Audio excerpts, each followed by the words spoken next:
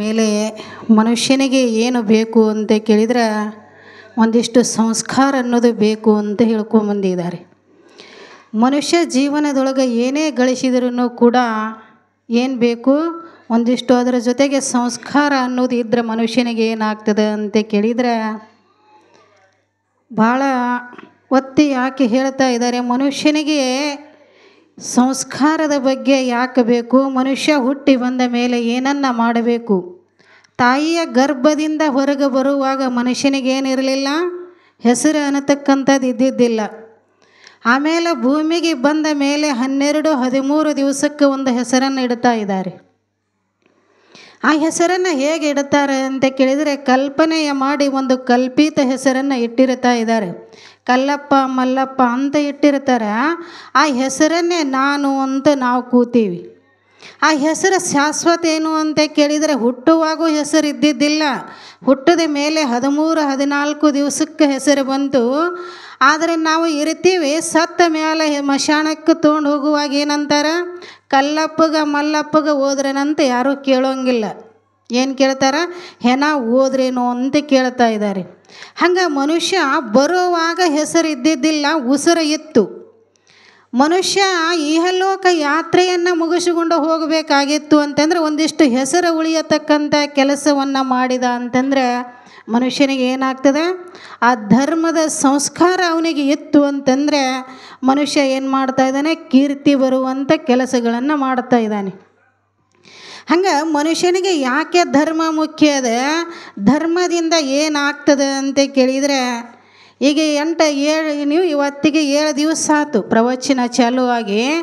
ಹಿಂಗೆ ಏನು ಅಂತ ಕೇಳಿದರೆ ಪ್ರವಚನ ಚಾಲು ಆಗಿ ನಾಳೆಗೆ ಕೊನೆಯ ದಿವಸ.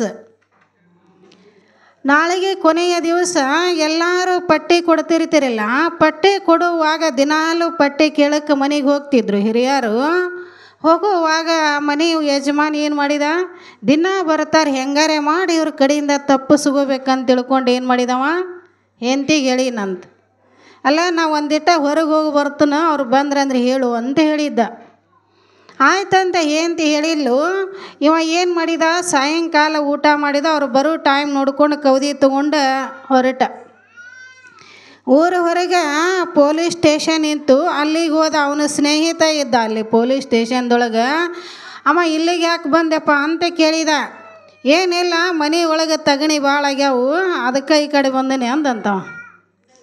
ಅದಕ್ಕೆ ಈ ಕಡೆ ಬಂದೀನಿ ಅಂದ. ಆಯ್ತು ಮಲ್ಕೋ ಅಂತವ ಏನು ಮಾಡಿದ, ತನ್ನ ಡ್ಯೂಟಿ ಮುಗೀತು, ಬೀಗ ಹಾಕ್ಕೊಂಡು ಹೋದ. ಬೆಳಗ್ಗೆ ಇವನಿಗೆ ಏನು ಇವು 1-2 ಬಂದು ಆಗ ಒದರಾಕತ್ತಂತೆ, ಬಾಗ್ಲ ತೆಗಿವೇನ ಹೊಕ್ಕನ ಅಂದ. ಅವ ಹೇಳಿದಂತ, ಹಾಕೋದಟ್ಟ ನನಗೆ ಕೆಲಸ, ತೆಗೆದು ನಂದಿಲ್ಲ ಅಂದವ. ಇನ್ನೇನು ಮಾಡೋದು ಅಂದ. ಮ್ಯಾಗಿನವ್ರು ಬಂದ್ರೆ ತೆಗುದದು, ಅವ್ರು ಬರುತ್ತಾನ ಸುಮ್ಮನೆ ಇರ್ರಿ ಅಂದ. ಅವ್ರು ಯಾವಾಗ ಬರ್ತಾರೆ ಅಂತ ಕೇಳಿದ. ಅವ್ರು ಯಾವಾಗ ಬರ್ತಾರಂತ ಕೇಳಿದ. ಅವ್ರು ಹೇಳಿದ್ರಂತ, ಅವ ಯಾಕೆ ಬಂದಿಲ್ಲಿಗೆ ಅಂತ ಕೇಳಿದ್ರಂತೆ. ಹಿಂಗೆ ಊರೊಳಗೆ ಸಿದ್ದಯ್ಯಪ್ಪನ ಪುಣ್ಯ ಆರಾಧನೆ ಇದೆ, ಆ ಪಟ್ಟಿಗೆ ಬಂದಿದ್ರು, ಅದು ತಪ್ಪಿಸ್ಕೊಳಕ್ಕಂತ ಇಲ್ಲಿ ಬಂದು ಮಲ್ಕೊಂಡನ ಅಂತ ಹೇಳಿದ್ರಂತೆ ಹಿರಿಯರು. ಹಂಗಾದ್ರೆ ಪಟ್ಟಿ ಅಲ್ಲಿ ಪುಣ್ಯ ಕಾರ್ಯಕ್ಕೆ ಕೊಡಲಾರ್ದ ಇಲ್ಲಿ ಬಂದು ಮಲ್ಕೊಂಡನ ಅಂದ್ರೆ ಅವನಿಗೆ ಬಿಡಬೇಡ ಅಂದ್ರಂತ ನೋಡೋರು. ಅವರು ಬಂದರು. ಬಂದು ಏನು ಮಾಡಿದರು, 50,000 ಕೊಟ್ಟರೆ ನೀನು ಹೊರಗೆ ಬಿಡ್ತೀನಿ, ಇಲ್ಲ ಬಿಡೋಂಗಿಲ್ಲ ಅಂದ್ರೆ ಅವರು. ಅಲ್ಲೇನು ಮಾಡಿದ, ಇದ್ರೆ ಮರ್ಯಾದೆ ಹೊಕ್ಕೈತಿ. ಸುಮ್ಮನೆ ಕೊಟ್ಟ. ಅಲ್ಲಿ ಏನು ಒಂದು 10,000 ಕೊಟ್ಟರೆ, ಒಂದು 5,000 ಕೊಟ್ಟರೆ, ಇಲ್ಲೇ 1,000 ಕೊಟ್ಟರೆ ಪುಣ್ಯ ಬರ್ತಿತ್ತು. ಅಲ್ಲಿ ಹೋಗಿ 50,000 ಕೊಟ್ಟು ಪೊಲೀಸ್ ಸ್ಟೇಷನ್ದಾಗ ಮಲ್ಕೊಂಡು ಎದ್ದು ಬಂದಂತ. ಇದು ಧರ್ಮ ಅನುಷ್ಠಿಗೊಂತೈತೇನು ಅಂದರೆ ಅನುಷ್ಠಿಗೊಳಂಗಿಲ್ಲ. ಹಿಂಗೆ ಒಬ್ಬ ಮನುಷ್ಯ ಪಟ್ಟಿಗೆ ದಿನ ಬರ್ತಾರೆ, ಇವ್ರಿಗೇನು ಕೆಲಸ ಇಲ್ಲ ಅಂತ ತಿಳ್ಕೊಂಡು ಏನು ಮಾಡಿದ, ಹೆಂಡ್ತಿಗೆ ನೋಡು ನಾ ಸತ್ತಂಗೆ ಮಾಡ್ತೀನಿ, ನೀ ಹತ್ತಂಗೆ ಮಾಡು ಅಂದಂತವ. ಆಯ್ತಂತಾಕಿ ಹೆಣ್ಮಗಳು ಗಾಡಿ ಗೂಟಕ್ಕೆ ಬಡ್ದು ಕುಂದ್ರಿಸಿಗಳು, ಹಳ್ಳಿ ಕರ್ಲಕ್ಕಿ. ಇವ್ರು ಬಂದ್ರೆ 4 ಮಂದಿ ಹಿರಿಯರು ಬಂದರು. ಏನು ಹಿಂಗಾಗೈತಿಲ್ಲ ಅಂತ ತಿಳ್ಕೊಂಡು ಅವ್ರು ಏನು ಮಾಡಿದರು, ಹೆಂಗೂ ಹಂಗೂ ಸತ್ತಾನ ಹಿಂಗೂ ಸತ್ತಾನ, ಇವನು ಹುಗದ ಹೋಗ್ಬೇಕಂತ ಕುಂತ ಬಿಟ್ರತ್ತವ್ರು ಹಿರಿಯರು. ಕುಂತರು. ಇವ ಏನು ಮಾಡಿದ ಅಂತ ಕೇಳಿದ್ರೆ ಸ್ವಾಮಿಗಳಿಗೆ ಗೊತ್ತಿತ್ತು, ಇವ ಏನೋ ನಾಟಕ ಮಾಡ್ತಾನಂತ ಗೊತ್ತಿತ್ತು. ಆಗ ಸ್ವಾಮಿಗಳು ತೊಡಿ ಮೇಲೆ ಕಾಲಿಟ್ಟು ಪೂಜೆ ಮಾಡ್ತಾರಿಲ್ರಿ, ಮಾಡುವಾಗ ಅವ ಹೇಳಿದರು ಸ್ವಾಮಿಗಳು, ನೋಡು ಸುಮ್ಮನೆ ಮಣ್ಣಾಗ ಹೋಗಿ ಕೂಡಬೇಡ, ಸುಮ್ಮನೆ ಜೀವನ ಕಳ್ಕೋಬೇಡ, ಏನೇ ಒಂದಿಷ್ಟು ಕೊಟ್ಟು ಕಳಿಸು ಅಂತ ಹೇಳಿದರು. ಹ್ಞೂ ಅಂತಿರ್ತದೆ. ಹಂಗೆ ಒಟ್ಟ ಹ್ಞೂ ಅನ್ಲಿಲ್ಲವ, ಒಲ್ಲ ಅಂದ. ಕೊನೆಗೆ 4 ಪೂಜೆ ಮಾಡ್ತಾರಲ್ಲ, ಮಾಡುವಾಗ ಕೊನೆಗೆ ಹೇಳಿದವ, ನೋಡು ಇನ್ನು ಮುಗೀತು ತೊಗೊಂಡು ಹೋಗ್ಕಾರ ಅಂದ.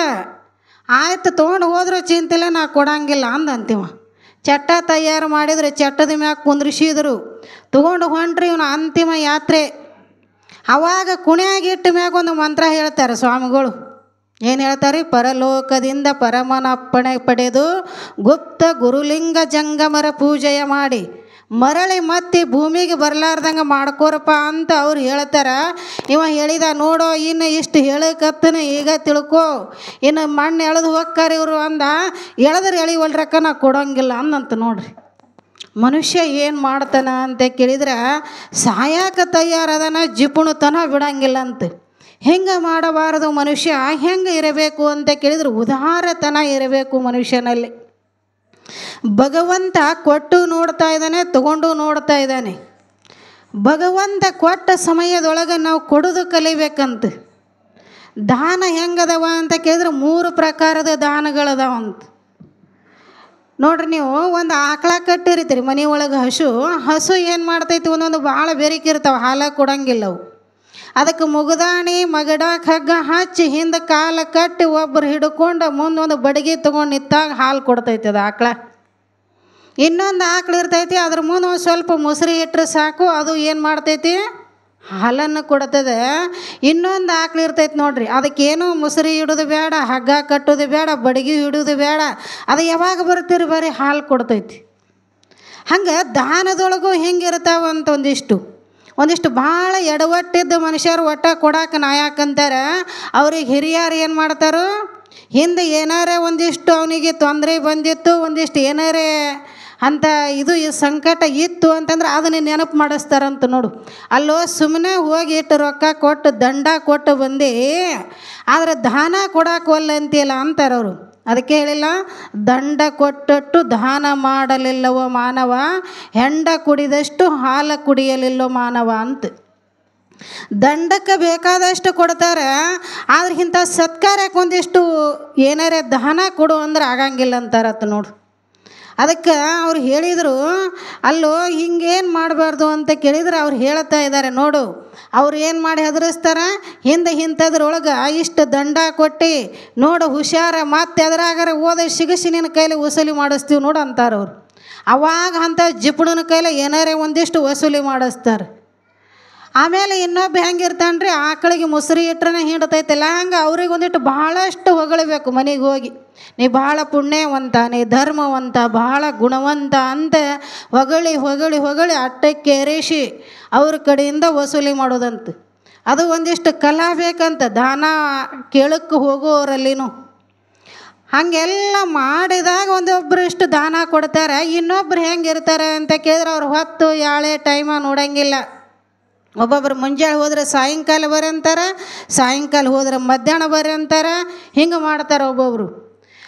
ಕೊಡುವಂಥ ದಾನ ಇದ್ದ ಅಂತಂದ್ರೆ ಹೇಳ್ತಾ ಇದ್ದಾರೆ, ಆಗ ಬಾ ಈಗ ಬಾ ಹೋಗಿ ಬಾ ಎನ್ನದೇ ಆಗಲೇ ಕೊಡುವನ ದಾನ ಒನ್ನಾಗದೆ ಬಿಡದೆ ಸರ್ವಜ್ಞ ಅಂತ ಹೇಳಿದ್ದಾರೆ. ಯಾವಾಗ ಬಂದಿರ್ತಾರಲ್ಲ ಆಗ ಕೊಟ್ಟು ಬಿಡಬೇಕಂತ, ಅದಕ್ಕೆ ದಾನ ಅನಿಸುವಂಥದ್ದು. ಇಂಥ ದಾನಿಗಳು ಎಲ್ಲರೂ ಅದಿರಂತ ಏನಾಗ್ತದೆ, ಇಂಥ ಕಾರ್ಯಕ್ರಮಗಳನ್ನು ನಡೀತಾ ಇದ್ದಾವೆ. ಎಲ್ಲರೂ ಏನು ಮಾಡಬೇಕು ಅಂತ ಕೇಳಿದರೆ, ಪರಮ ಪೂಜ್ಯ ಅಪ್ಪಂಗಳವರು ಬಹಳ ಸಮಾಧಾನ ಶಾಂತ ಮೂರ್ತಿಗಳವ್ರು, ಯಾರಿಗೂ ಕೇಳಂಗಿಲ್ಲ, ಏನೂ ಇಲ್ಲ, ಯಾವುದೋ ವಿಚಾರ ಮಾಡೋಂಗಿಲ್ಲ. ಸುಮ್ಮನೆ ಬರ್ತಾರೆ, ಕೂಡ್ತಾರೆ, ತಮ್ಮ ಪ್ರವಚನ ಮುಗಿಸಿ ಹೋಗಿಬಿಡ್ತಾ ಇದ್ದಾರೆ. ಇಂಥ ಮಹಾತ್ಮರು, ಇಂಥ ಗುರುಗಳು ಸಿಗೋದು ಕಠಿಣ. ಯಾಕೆ ಅಂತ ಕೇಳಿದರೆ, ಇದು ಏನು ಜನ್ಮಭೂಮಿ ಇದು. ಅದಕ್ಕೆ ಹೇಳ್ತಾರೆ ನೋಡಿ, ಜನನಿ ಜನ್ಮಭೂಮಿ ಸ್ವರ್ಗಾರಪೆ ಗೃಹಸ ಅಂತ. ಇದು ಜನ್ಮ ಕೊಟ್ಟ ಭೂಮಿ, ಜನ್ಮ ನೀಡಿದ ತಾಯಿ ಸ್ವರ್ಗದಕ್ಕಿಂತಲೂ ಮಿಗಿಲಂತ. ಅಂತ ಯಾವ ಇದೇ ಊರಲ್ಲೇ ಹುಟ್ಟಿ ಬೆಳೆದು ನಿಮ್ಮೆಲ್ಲ ಆರಾಧ್ಯ ದೈವರಾದಂಥ ಗುರುಗಳಾಗಿ ನಿಮಗೆಲ್ಲ ಉಪದೇಶವನ್ನು ಮಾಡ್ತಾ ಇದ್ದಾರಲ್ಲ, ನಿಮಗೆ ಧರ್ಮದ ಬುದ್ಧಿಯನ್ನು ತಿಳಿಸಿಕೊಡ್ತಾ ಇದ್ದಾರೆ. ಪ್ರಪಂಚದೊಳಗೆ ಹೆಂಗೆ ಬಾಳೆ ಬದುಕಬೇಕು ಜೀವನ ಅನ್ನೋದು ಕಟ್ಟಿಕೊಡತಕ್ಕಂಥ ಒಬ್ಬ ಸದ್ಗುರುಗಳು ಬೇಕಂತ. ಎದಕ್ಕೆ ರೀ, ಊರೊಳಗೆ ಒಂದು ದವಾಖಾನೆ ಇರಬೇಕು. ದವಾಖಾನೆ ಎದಕ್ಕೆ ಇರಬೇಕ್ರಿ? ರೋಗಿಗಳಿಗೆ ದವಾಖಾನೆ ಅವಶ್ಯಕತೆ ಇರುತ್ತೈತಿ. ಯಾಕಂದ್ರೆ ಈ ಸ್ಥೂಲ ದೇಹದ ರೋಗವನ್ನು ಕಳ್ಕೊಳ್ಳಿಕ್ಕೆ ದವಾಖಾನೆ ಬೇಕಂತ. ಆದ್ರೆ ಮನುಷ್ಯನ ರೋಗವನ್ನು ನಾವು ಕಳ್ಕೋಬೇಕಾಗಿತ್ತು ಅಂದ್ರೆ ಊರೊಳಗೊಂದು ಮಠ ಬೇಕು. ಮಠದೊಳಗೆ ಒಬ್ಬರ ಗುರುಗಳು ಇದ್ರೆ ಏನಾಗ್ತದೆ, ನಮ್ಮ ಭವ ಅನ್ನತಕ್ಕಂಥ ರೋಗವನ್ನು ಬಿಡುಗಡೆ ಮಾಡ್ತಾರಂತ. ಅಂತ ನಮ್ಮ ಭವ ರೋಗ ಏನದ ಅಂತ ಕೇಳಿದ್ರೆ ಅನಂತ ಜನ್ಮದ ಜಿಡ್ಡವನ್ನು ಹಿಡ್ಕೊಂಡದ ಅಂತ. ನಮಗದು ಅನಂತ ಜನ್ಮದ ಜಿಡ್ಡವನ್ನು ಬಿಡಿಸಬೇಕು. ನೀ ಯಾರು ಅಂತ ತಿಳಿಸಿಕೊಡಬೇಕಾದ್ರೆ ಒಬ್ಬ ಸದ್ಗುರುಗಳೇ ಬೇಕು. ನಾವು ಹೆಂಗೆ ಬಂದೀವಿ ಅಂತ ನಮಗೆ ಗೊತ್ತಿಲ್ಲ. ನಾವು ಎಲ್ಲಿಂದ ಬಂದೀವಿ ಅಂದ್ರೆ ತಾಯಿ ಗರ್ಭದಿಂದ ಬಂದೀವಿ ಅಂತ ಹೇಳ್ತೀವಿ. ಆದರೆ ತಾಯಿ ಗರ್ಭಕ್ಕೆ ಎಲ್ಲಿ ಬಂದೀವಿ ಅಂತ ಗೊತ್ತಿಲ್ಲ ನಮಗೆ. ಹೌದಲ್ರಿ? ನೀವು ಈಗ ಎಲ್ಲಿಂದ ಬಂದಿರಿ ಮಠಕ್ಕೆ ಅಂದ್ರೆ ಮನೆಯಿಂದ ಬಂದೀವಿ ಅಂತ ಹೇಳ್ತೀರಿ. ಮನೆಯಾಗ ಎಲ್ಲಿಂದ ಬಂದ್ರಿ ಅಂತಂದ್ರೆ ಹಾಗೆ ನೀವು ಅಲ್ಲಿಂದ ಬಂದೀವಿ ಇಲ್ಲಿಂದ ಬಂದೀವಿ ಅಂತ ಹೇಳ್ತೀರಿ. ಆದರೆ ನಾವು ಎಲ್ಲಿಂದ ಬಂದೀವಿ ಅನ್ನೋದು ನಮಗೆ ಗೊತ್ತಿಲ್ಲ ಅಂತ. ಹೆಂಗೆ ಗೊತ್ತಿಲ್ಲ ಅಂತ ಕೇಳಿದ್ರೆ ಮೊನ್ನೆ ನಿಮಗೆ ಹೇಳಿನಲ್ಲ, ತಾಯಿ